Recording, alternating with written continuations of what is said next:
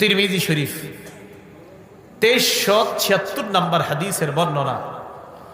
রাসূলুল্লাহ সাল্লাল্লাহু আলাইহি ওয়াসাল্লাম কি সুন্দরভাবে একটা উদাহরণ দিছে দেখেন।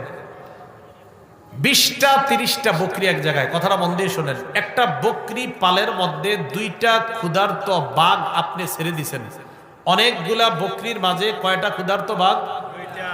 বকরিগুলা থাকবে না শেষ হয়ে যাবে? 2 ক্ষুধার্ত বাঘ পাঠাইছেন বকরির কাছে। এবার নবীজি কি বলে দেখেন। ক্বালা রাসূলুল্লাহ সাল্লাল্লাহু আলাইহি ওয়াসাল্লাম, নবীজি বলেন, মা জিবানে জাইআন ফি গনামিন বিআফসাদা লাহা মিন হিরসিল মারই আলাল মালি ওয়াশ-শারাফি লিদীনিহি।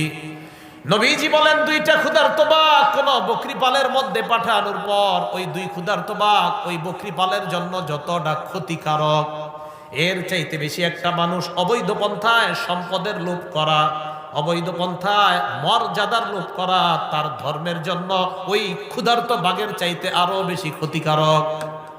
না বুঝেন নাই মনে হয়, আবার বলছি।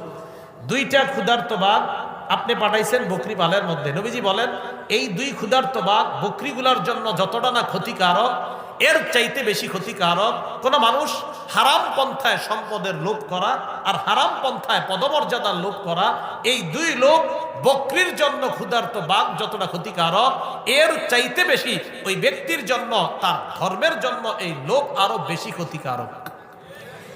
আল্লাহ আমাদেরকে বুঝার তৌফিক দান করেন।